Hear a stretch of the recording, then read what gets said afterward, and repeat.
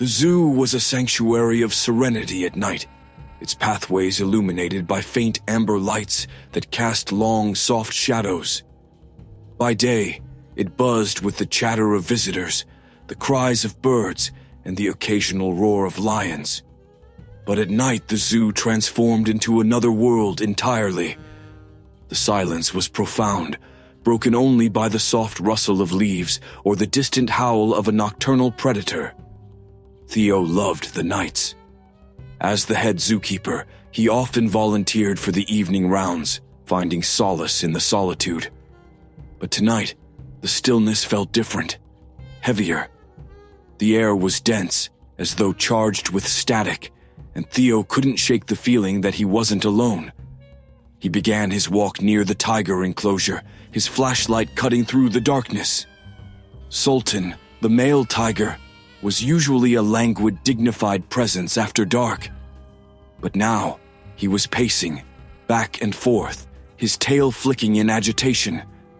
His golden eyes followed Theo's movements with an intensity that made the zookeeper pause. "What's wrong, boy?" Theo murmured, pressing closer to the enclosure's reinforced glass. The tiger's ears flattened, and he let out a low growl, his gaze darting toward the shadows beyond Theo's flashlight beam. Theo swung the light toward the tree line, where the faint silhouettes of palm fronds swayed gently. Nothing. Yet the sensation of being watched intensified. Sultan growled again, his body taut as if ready to pounce, though there was no prey to be seen. Shaking off the unease, Theo continued his rounds. In the aviary, the owls perched silently, their wide eyes glinting in the dim light. They too seemed unnerved, swiveling their heads toward the same unseen point in the distance. By the time he reached the giraffe paddock, even the usually unflappable herd was on edge. The youngest calf, Olive, cowered close to her mother, her long neck trembling. "What's gotten into all of you?" Theo muttered. It wasn't until he reached the outer boundary of the zoo, near the lion enclosure, that he found something that made his skin crawl. Deep gouges scored the metal bars of the maintenance gate, long, jagged scratches that gleamed faintly under the beam of his flashlight. The marks were too wide for a bear and too deep for any of the zoo's big cats.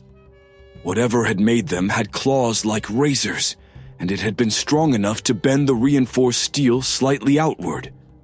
Theo crouched, running his fingers over the grooves. A faint chill crawled up his spine. What in the hell? A rustling sound from the nearby foliage made him freeze.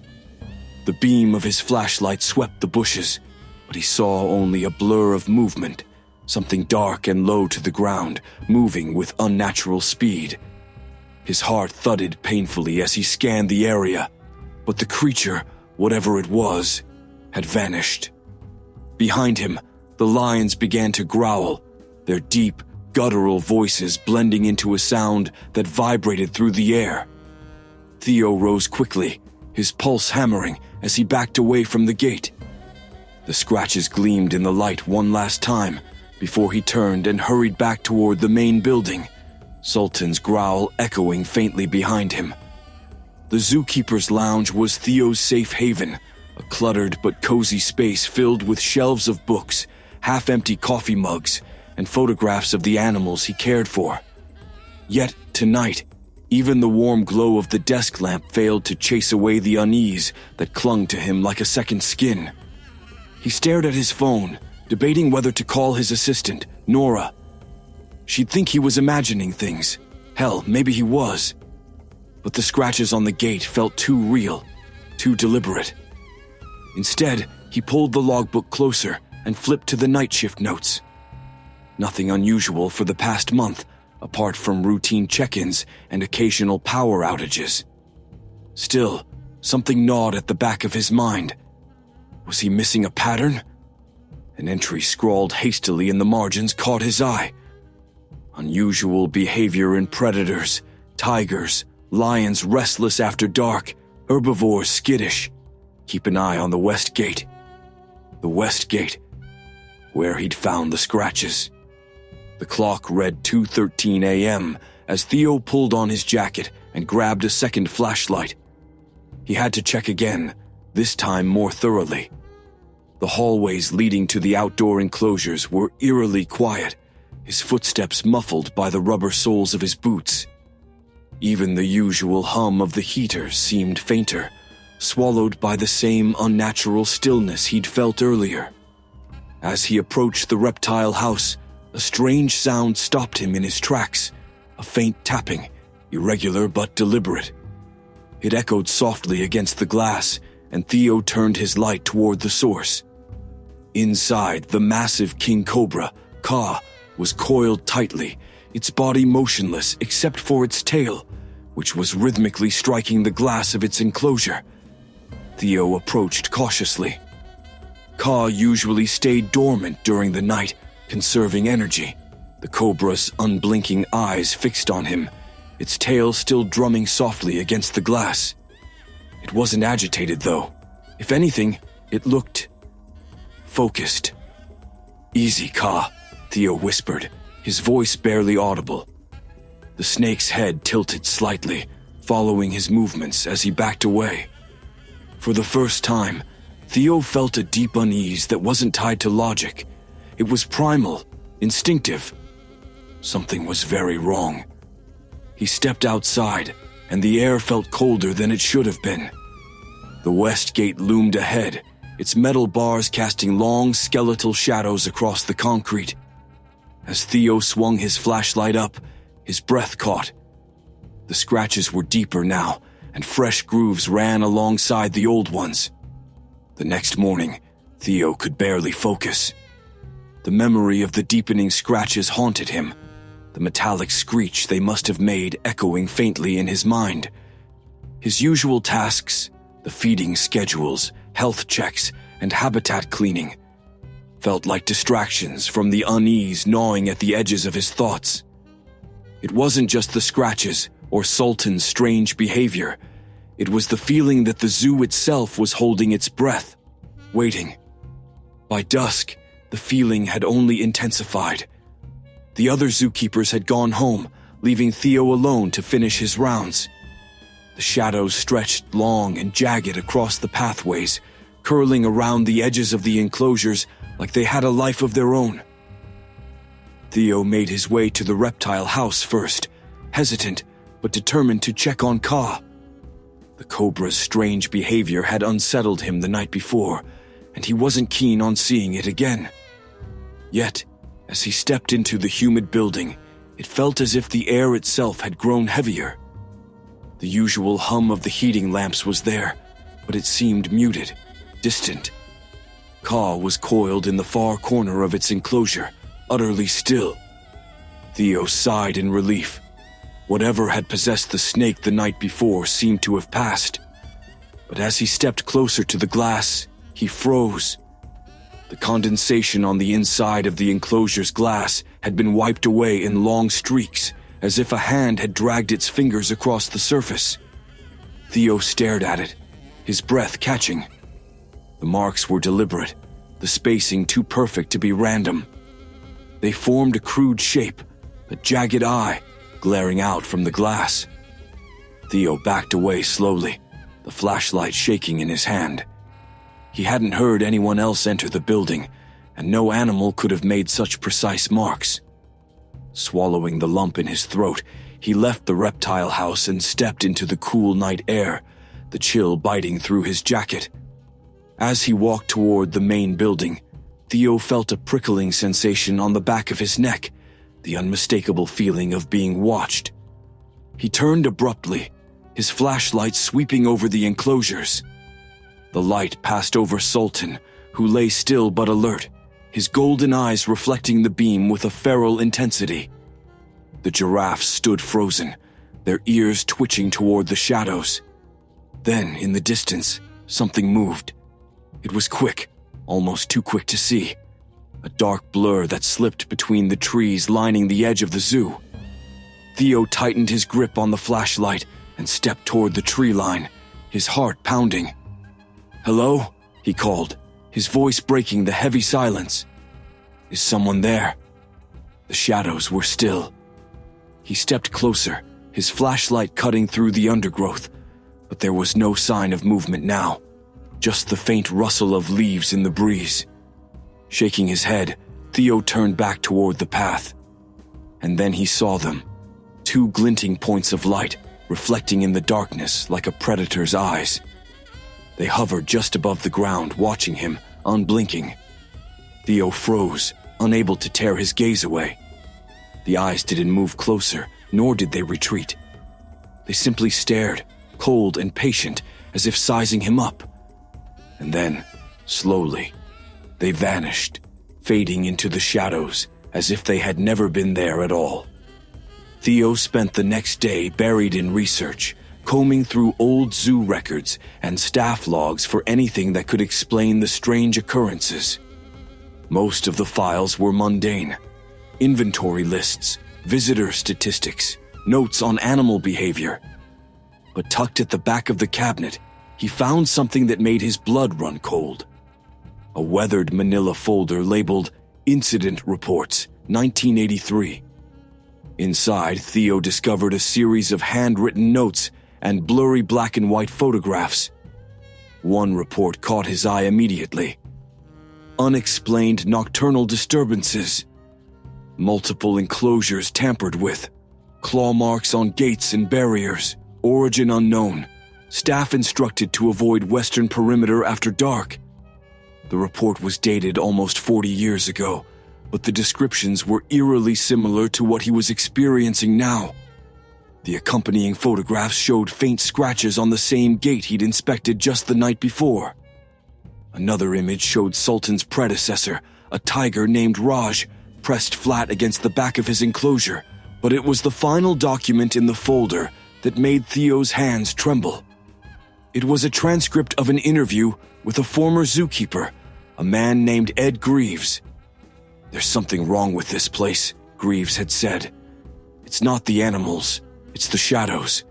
I've seen things out there, things that don't belong. It's like the zoo's holding on to something it shouldn't." Theo stared at the transcript, his heart pounding. The shadows, the eyes in the trees, the scratches, it was all connected. That evening, armed with the knowledge he'd gleaned, Theo ventured to the western perimeter once more.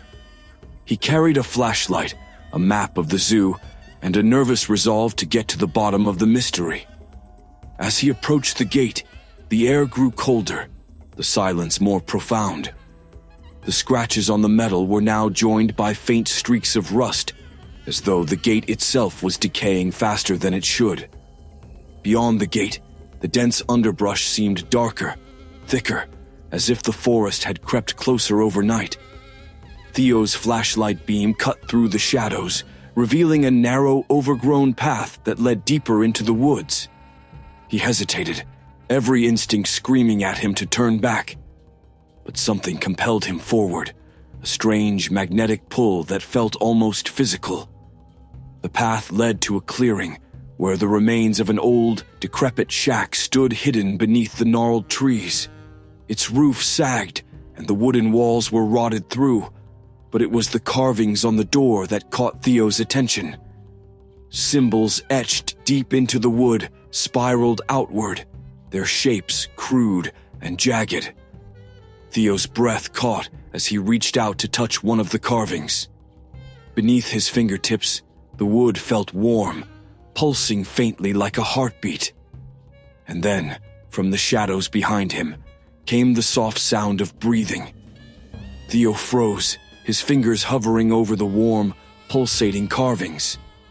The sound of breathing behind him was impossibly close, low and rhythmic, like a great animal lurking just out of sight.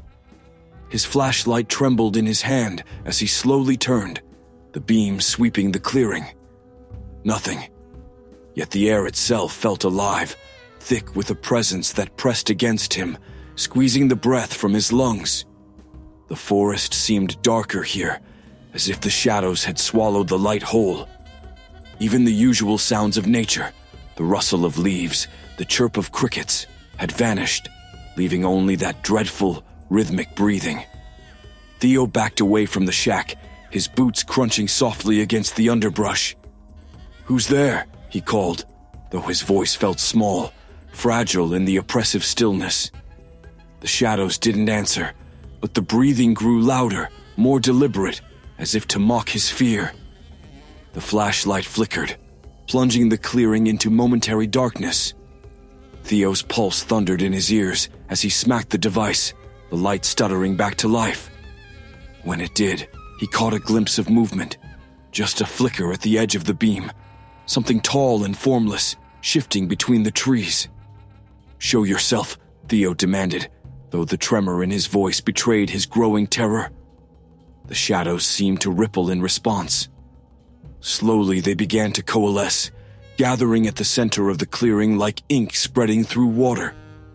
The air grew colder, and Theo's breath came in visible puffs as a figure began to emerge from the darkness. At first, it was hard to tell where the shadows ended and the figure began. Its form was indistinct, its edges wavering as if it weren't entirely solid. It stood tall, far too tall, and its face, if it could be called that, was a void of shifting darkness, broken only by two faintly glowing eyes. They weren't animal eyes, they weren't human. They were ancient, cold, and utterly unreadable. Theo's body screamed at him to run, but his feet were rooted to the spot. The figure tilted its head almost curiously, and then took a single step forward. The ground beneath it seemed to recoil, the grass blackening in its wake. "You've been watching me," Theo said, his voice barely audible. It wasn't a question. The figure didn't speak, at least not in the way Theo expected. Instead, a low, resonant hum filled the clearing, vibrating deep in his chest. The sound wasn't coming from the figure, but from everywhere at once. It carried a weight, a meaning that bypassed words and sank directly into his mind. "This place is ours." The message was clear, though the words weren't spoken aloud. Theo's head throbbed as the meaning of the hum settled into his consciousness. The zoo, the land it sat on, the creatures within. It all belonged to this entity, to the shadow that had taken root here long before fences and enclosures. Theo steadied himself. "What do you want?" The figure shifted slightly, the shadows around it writhing like living things. The glow of its eyes intensified, and Theo felt an overwhelming pressure in his chest, as if his very soul was being examined. The hum deepened, resolving into another message. "The balance is broken." Theo's mind raced. The animal's agitation, the strange scratches, the disturbances, it was all connected. Somehow the zoo's existence, its intrusion on this ancient ground, had disrupted whatever harmony had once existed here. He thought of the old shack, the strange carvings, traces of those who had come before, who had perhaps struck a fragile accord with the shadows. "How do I fix it?" he asked, his voice trembling. The figure raised an arm, or what might have been an arm, its form shifting fluidly like smoke in a strong wind. It gestured toward the shack, and Theo understood. The answer lay there, in the symbols etched into the wood, in the remnants of the rituals forgotten by time. Theo hesitated, his gaze flicking between the figure and the shack. The shadows around the entity pulsed in time with its presence, as if urging him forward. Swallowing his fear, Theo turned back to the door, pushing it open with trembling hands. Inside, the air was stale, thick with the scent of decay and something metallic. The walls were covered in the same crude carvings, spiraling in chaotic patterns. At the center of the room lay a circular stone altar, its surface etched with symbols that seemed to glow faintly in the dim light. The figure's hum resonated louder now, filling the shack and Theo's mind. He didn't need to be told what to do. Instinctively, he placed his flashlight on the altar and pressed his hands against the carvings, their warmth almost searing. A whisper rose around him, not from the figure, but from the carvings themselves, as if the symbols were alive, speaking in a language he couldn't understand. The light in the shack dimmed, and for a moment, Theo felt weightless, suspended between the here and the elsewhere. The shadows around him surged, rushing past like a tide, and then, silence. When Theo opened his eyes, the clearing was empty. The shadows had receded, the air no longer heavy with their presence. The scratches on the gate were gone, the eerie stillness replaced by the familiar hum of nocturnal life. Theo returned to the zoo, his steps unsteady but his mind clear. The pact had been renewed, though he couldn't say what he had given or gained in the process. As he walked past Sultan's enclosure, the tiger lay calm and serene, his golden eyes glinting with approval. But deep in the forest, beyond the reach of the zoo's fences, a faint pair of glowing eyes lingered, watching, waiting.